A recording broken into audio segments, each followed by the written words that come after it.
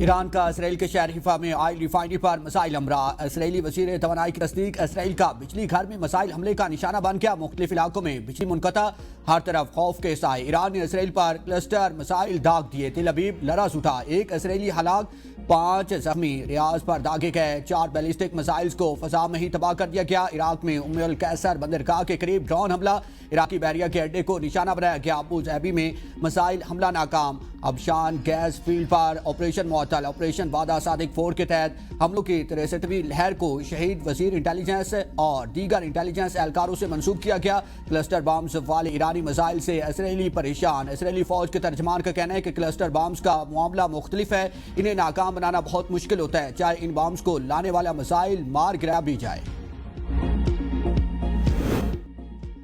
پارس gas field پر حملے کا جواب، ایران خلیجی ممالک میں امریکہ سے منسلک تیل تنصیبات کو نشانے پر رکھ لیا گیا۔ قطر کے راس الفالاس انڈسٹریل سٹی میں میزائل حملے کے بعد لگنے والی آگ پر قابو پا لیا گیا۔ قطر انرجی کے مطابق میزائل حملے کے نتیجے میں بڑے پیمانے پر نقصان ہوا۔ عرب میڈیا کے مطابق سعودی دارالحکومت ریاض میں ارامکو کی تنصیبات کے قریب زوردار دھماکے ہوئے۔ ارامکو تنصیبات پر 2 حملے ہوئے۔ دھماکوں کے بعد آگ کے شعلے آسمان تک بلند ہوئے۔ کویت اور بحرین میں بھی گیس تنصیبات اور امریکی فوجی اڈوں کو نشانہ بنایا گیا۔ پاسداران انقلاب نے کہا کہ جنگ کو تیل کی تنصیبات تک نہیں پھیلانا چاہیے تھا، نہ دوست اور ہمسایہ ممالک کی معیشت کو نقصان پہنچانے کا ارادہ تھا۔ ایرانی توانائی تنصیبات پر حملوں کے بعد صورتحال ایک نئے مرحلے میں داخل ہو چکی ہے۔ ایران تباہ ہونے کے قریب، ابنائے ہرمز کا دفاع سب کے لیے کریں گے۔ صدر ڈونلڈ ٹرمپ کی میڈیا سے گفتگو، کہا کہ ایران کی قیادت کو ختم کر دیا، ایرانی حکام دوبارہ نئی قیادت کی تلاش میں ہے۔ ایرانی جوابی کارروائیوں کی توقع تھی مگر معاملہ جلد ختم ہو جائے گا۔ ایران میں بڑی تعداد میں فوجی منحرف ہو رہے ہیں، ہم کہیں تو بھی فوجی تعینات نہیں کر رہے۔ نیتنیاہو کو کہا ہے کہ گیس تنصیبات پر حملہ نہ کرے، ایران جنگ کے لیے مزید فنڈز کا مطالبہ کر رہے ہیں، ہمیں کسی سے کچھ درکار نہیں ہے مگر یہ مناسب ہے، ہم جزیرہ خارق کو تباہ کر سکتے ہیں۔ اگر ایران قطر پر دوبارہ حملہ کرتا ہے تو امریکہ اس گیس فیلڈ کو بڑے پیمانے پر نقصان پہنچائے گا اور اسے تباہ کر دے گا۔ حملہ ایسا ہوگا کہ ایسی طاقت کا استعمال ایران نے پہلے کبھی نہیں دیکھا ہوگا۔ ایران کا امریکی F-35 کو نشانہ بنانے کا دعویٰ، امریکہ نے تصدیق کر دی۔ ایرانی حملوں میں اب تک امریکہ کے 10 کے قریب جنگی طیارے تباہ ہو چکے ہیں۔ ایرانی بحیرہ جرالڈ اور ابراہیم لنکن کو بھی نقصان پہنچائے ہوئے علاقے سے واپس جا چکے ہیں۔ درجن سے زائد MQ-9 ڈرون اور تھرڈ ریڈار سسٹم کو بھی تباہ ہوا۔ جنگ سے توانائی بحران شدت اختیار کر گیا، یورپ میں گیس کی قیمتوں میں 60% تک اضافہ۔ امریکی منڈی میں گیس 3% اضافے سے $3.17 فی MMBTU میں فروخت ہو رہی ہے۔ عالمی منڈی میں خام تیل کی قیمت میں بھی 10% اضافہ ریکارڈ۔ برطانوی خام تیل $118 فی بیرل ہو گیا۔ بانٹ خام آئل کی قیمت $112 فی بیرل سے تجاوز کر کے ماہرین کا کہنا ہے کہ اگر صورتحال میں بہتری نہ آئی تو خام تیل کی قیمتیں $150 فی بیرل سے تجاوز کر سکتی ہیں۔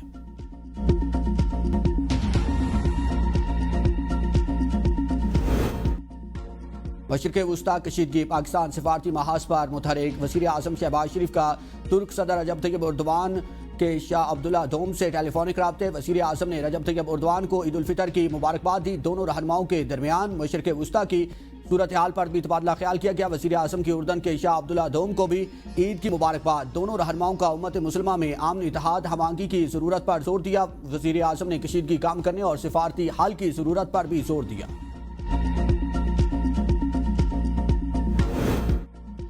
پاکستان سمیت 12 اسلامی ممالک کا ایران سے ہمسایہ ممالک کے خلاف حملے فوری روکنے کا مطالبہ۔ عرب اور اسلامی ممالک کے مشاورتی اجلاس کے اعلامیے میں خطے پر ایرانی حملوں کی پرزور مذمت۔ اعلامیے کے مطابق ایران خلیجی ممالک کے سول انفراسٹرکچر، ہوائی اڈوں، تیل تنصیبات، سفارت خانوں اور عوامی مقامات کو نشانہ بنا رہے ہیں۔ حملے کسی صورت جائز نہیں۔ اقوام متحدہ کے آرٹیکل 51 کے مطابق خلیجی ریاستوں کو دفاع کا حق حاصل ہے۔ اعلامیے میں کہا گیا کہ ایران خطے کے امن اور استحکام کو یقینی بنائے، ابنائے ہرمز کو محفوظ بنائے اور عالمی تجارت میں خلل پیدا نہ کرے۔ مشرق وسطی کی کشیدہ صورتحال پر عرب اور اسلامی ممالک کے وزرائے خارجہ کا اجلاس، نائب وزیر اعظم اسحاق ڈار کی شرکت۔ پاکستان نے تمام ممالک پر حملوں کے خاتمے پر زور دیا۔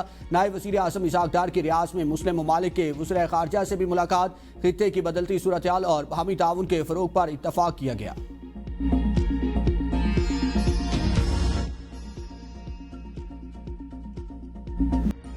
مذہبی جذبات کو تشدد بھڑکانے کے لیے استعمال نہیں ہونے دیا جائے گا۔ بیرون ملک واقعات کی بنیاد پر پاکستان میں تشدد ناقابل برداشت ہے۔ فیلڈ مارشل کا دو ٹوک موقف۔ Army chief field marshal Syed Asim Munir سے اہل تشیع کے علماء کی عام ملاقات۔ فیلڈ مارشل نے کہا کہ گمراہ کن پراپیگنڈا اور فرقہ واریت کا بھرپور مقابلہ کیا جائے گا۔ علماء کا اتحاد، برداشت اور قومی یکجہتی میں کلیدی کردار قرار ہے۔ علماء نے امن، استحکام اور ریاستی اداروں کی مکمل حمایت کی۔ ملاقات میں قومی سلامتی اور مذہبی ہم آہنگی پر تبادلہ خیال۔ فیلڈ مارشل نے دہشت گردوں اور ان کے نیٹ ورک کے خاتمے کا دو ٹوک عزم دہرایا۔ کہا کہ افغان سرزمین پاکستان کے خلاف دہشت گردی کے لیے استعمال ناقابل قبول ہے۔ افغان طالبان اپنی سرزمین دہشت گردی کے لیے استعمال نہ ہونے دے۔ آرمی چیف کا انٹیلیجنس بنیادوں پر دہشت گردوں کے خلاف کارروائیاں جاری رکھنے کا اعلان۔ آزاد کشمیر سمیت بالائی علاقوں میں بارش، پہاڑوں پر برف باری، سردی کی شدت بڑھ گئی۔ وادی نیلم اور پیر چناسی کے پہاڑوں پر برف باری کا سلسلہ جاری۔ بالائی سیاحتی مقامات پر برف باری۔ مالم جبہ میں برف باری کے بعد وادی کا قدرتی حسن مزید نکھر گیا۔ سکردو شہر میں ہلکی بارش اور پہاڑوں پر برف باری کے باعث موسم سرد، شہریوں نے گرم کپڑے نکال لیے۔ راولپنڈی، اسلام آباد سمیت لاہور کے مختلف علاقوں میں بارش، موسم خوشگوار۔ جب ہب میں طوفانی ہواؤں اور بارش سے متعدد دکانوں اور گھروں کی چھتیں اڑ گئیں۔ محکمہ موسمیات نے عید پر بھی بادل برسنے کی نوید سنا دی۔ 25 مارچ تک ملک کے مختلف علاقوں میں مزید بارش اور برف باری کی پیش گوئی۔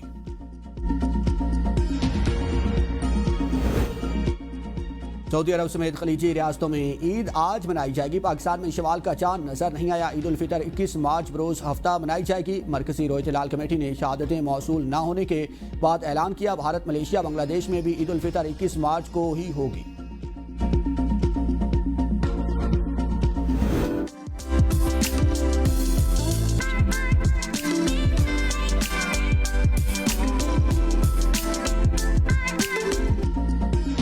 عید کی خریداری کے لیے شہریوں کو ایک اور دن مل گیا۔ ہر کوئی خریداری میں مصروف۔ عید کی خوشیاں نئے کپڑوں، مہندی اور چوڑیوں کے بغیر ادھوری ہے۔ بازاروں میں کشمیری چوڑیوں کی دھوم، رنگ برنگے اور دلکش ڈیزائن کے گھنگروں والی چوڑیاں خواتین اور نوجوان لڑکیوں کی خصوصی توجہ کا مرکز۔